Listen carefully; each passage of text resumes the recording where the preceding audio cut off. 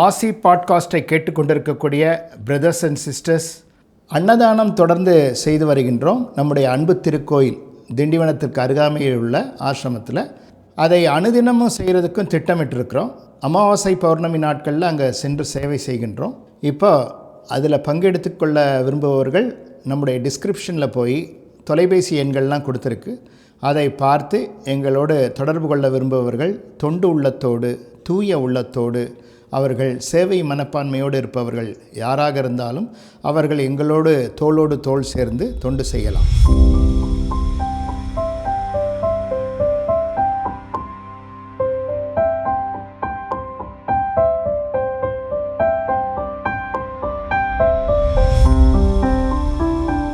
ஆசி பாட்காஸ்ட்டை கேட்டுக்கொண்டிருக்கக்கூடிய சகோதர சகோதரிகளே, my dear brothers and sisters, how are you? நீங்கள் நலமுடனும் வளமுடனும் இருப்பீர்கள் என நம்புகின்றேன். இப்போ செல்ஃப் கேர் அப்படின்னா என்ன அப்படின்னு சிந்திக்க இருக்கின்றோம்.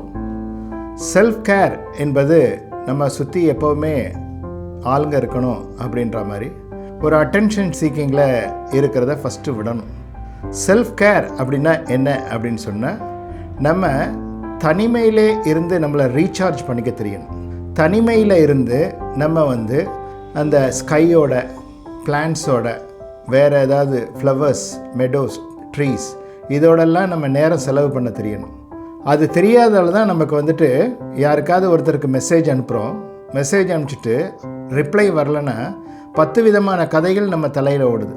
அன்றைக்கே அவர் சரியாக பேசலை, நம்மக்கிட்ட என்னன்னு தெரியல, இப்போ அவர் நம்ம ஃப்ரெண்ட்ஷிப்பை அவாய்ட் பண்ணுறாரு. இப்படி ஒரே நாளில் பலவிதமான கதைகளை நம்ம பிரெயின் உருவாக்குது. இது திங்கிங் பவர் கிடையாது. இது நம்மளை செல்லரித்த புத்தகத்தை போல் ஆக்கிரும். இதை நமக்கு இடம் கொடுக்கக்கூடாது.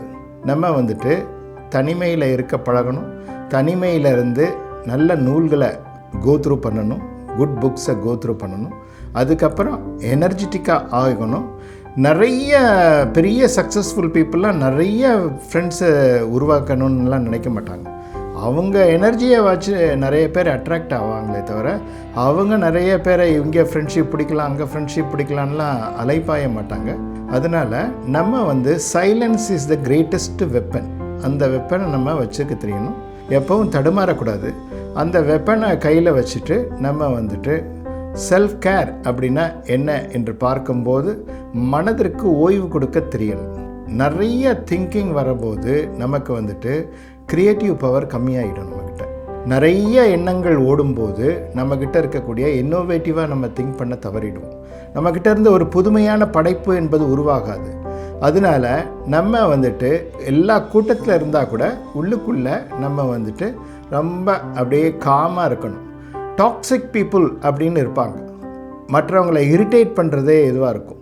அந்த மாதிரி ஆளுங்களை நம்மளை இரிட்டேட் பண்ண முயற்சி செய்யும்போது சடனாக உடனே ரியாக்ஷன் கொடுக்கறது, அது வீக் மைண்டு பண்ணுற வேலை. அது நம்ம ஸ்ட்ராங்காக இல்லைன்றதுக்கான அடையாளம் அது. அதனால டாக்ஸிக் பீப்புளை பார்க்கும்போது தெளிவாக கண்ணை பார்த்து நம்ம பேசணும். என்ன விஷயம், எதுக்காக அவங்க முயற்சி பண்ணுறாங்கன்றத நம்ம தெளிவாக புரிஞ்சிக்கக்கூடிய தகுதி இருக்குது அப்படின்னு பார்த்தா நைஸாக போயிடுவாங்க, ஒதுங்கிடுவாங்க.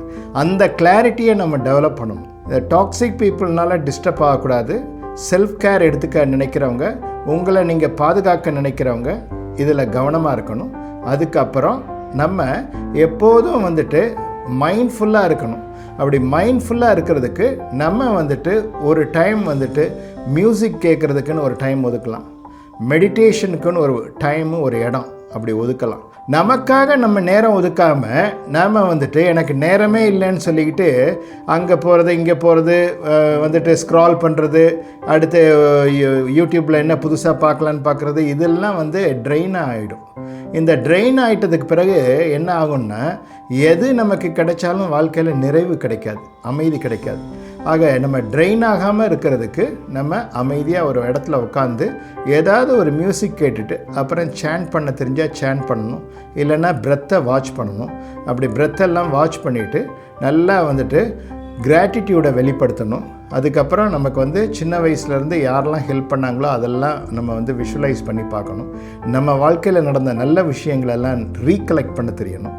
ரீகலெக்ட் பண்ணிவிட்டு நேச்சருக்கு தேங்க் பண்ணிவிட்டு அதுக்கப்புறம் அவங்களையும் ப்ளஸ் பண்ணிவிட்டு சம்மந்தப்பட்ட ஆளுங்களையும் ப்ளஸ் பண்ணிவிட்டு அதுக்கப்புறம் நம்ம நேவல் சக்கரால் கையை வச்சு கொஞ்சம் நேரம் மூச்சை இழுத்து விடணும். நாபிக் கமலத்தில் கையை வச்சு நல்லா மூச்சை இழுத்து விடணும். அப்புறம் மிடில் ஆஃப் த செஸ்ட்டில் கையை வச்சு நல்லா மூச்சை இழுத்து விடணும். அப்படி இழுத்து விட்டுட்டு நான் நாளுக்கு நாள் நல்லா ஸ்ட்ராங்காகிக்கிட்டே வரேன், நாளுக்கு நாள் முன்னேறிக்கிட்டே வரேன் அப்படின்னு நம்ம சொல்லிக்கிட்டு அப்புறம் நம்ம மிரர் கேசிங் பண்ணணும். கண்ணாடி முன்னாடி போய் நின்று பாசிட்டிவாக சில வேர்ட்ஸ் எல்லாம் சொல்லணும். அப்படி சொல்லும்போது கொஞ்சம் நாளடைவில் என்ன ஆகும் அப்படின்னு பார்த்தோன்னா அந்த எனர்ஜியை வந்துட்டு அதை வந்து நடத்தி தர ஆரம்பிச்சிடும். கொஞ்ச நாளில் நல்லதே நடக்க ஆரம்பிச்சிடும். வெற்றிகரமாக வாழ்க்கை அமையும் என்று கூறிக்கொண்டு தனிமையை வந்துட்டு நீங்கள் தவிர்க்காதீங்க. தனிமையை வந்துட்டு இருந்து பழகுங்க. அதுக்கப்புறம் வெளியில் தேடாதீங்க. ரொம்ப அமைதியும் சந்தோஷத்தையும் வெளியே தேடாதீங்க. அதுக்கப்புறம் மற்றவங்க அட்டென்ஷன் நம்ம மேலே இருக்கான்லாம் பார்க்காதீங்க.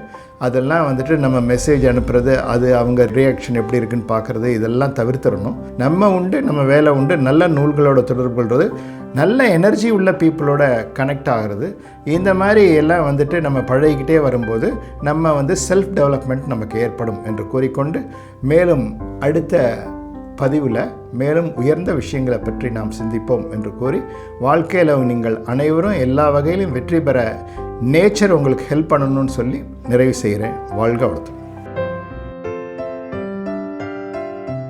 RC Podcast by MS Ravishankar Raja.